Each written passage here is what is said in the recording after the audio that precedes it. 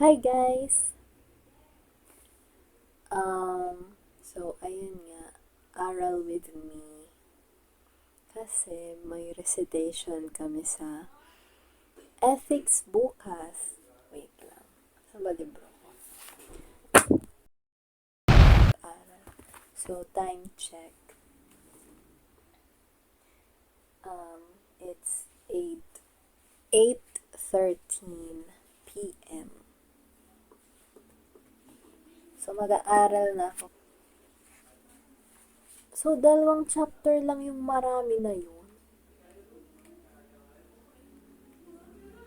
Oh my gosh!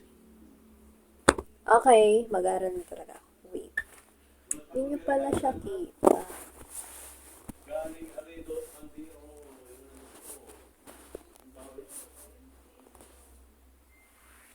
Hindi nyo kita yung pinag-aaralan ko. Okay lang, ako naman yung nag-aaral. So, kinuha ko lang yung pencil case ko sa labas. Kasi naiwan ko pala siya sa aming living room. Living room. Okay. Mag-aaral na talaga ako.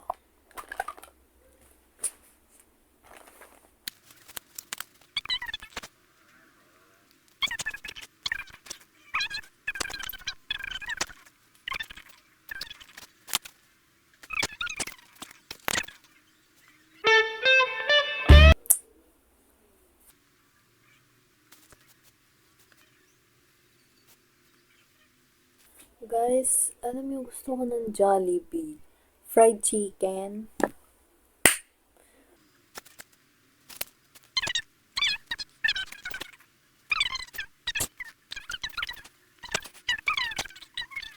Sulat natin. This is my ano. Uy, may papakita ko sa inyo. Ang aking ako. Gamit ko sa aking ID. 1, 2.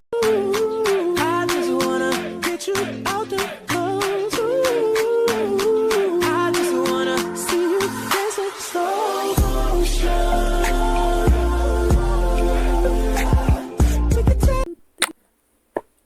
Ibang araw yun. Ibang araw. Ang kwento na yun. Okay, mag-aral na ako. Ano ba? Kinuha ko yung notebook tapos binalik ko ulit. Baliw ko lang itong isang sealer notebook. Hala, nakita niyo ating pangalan. Hindi mo na ako mag-name reveal. Ako si You Know Me. I am You Know Me. You know me already. Charis. You know me already. I don't have to state my name. Ay, grabe siya. Oh.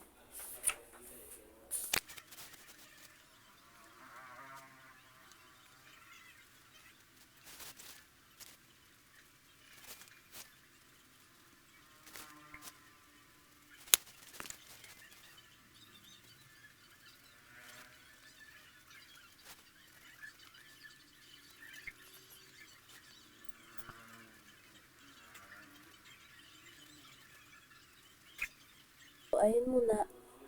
Sana ay habang nag-aaral ako, ay nag-aaral din kayo. Ipasa nyo ang school nyo. Promise. Ipasa nyo talaga, guys. So, guys, kasi talagang kahit pagod ka na, magpahinga ka syempre. Pahinga ka. Oo. At saka, hindi naman hindi dapat, pero hindi naman kailangan na 100% ka lagi, di ba? Kahit, pumunta ka sa school na feeling mo, 30% ka lang, 70%, ganun.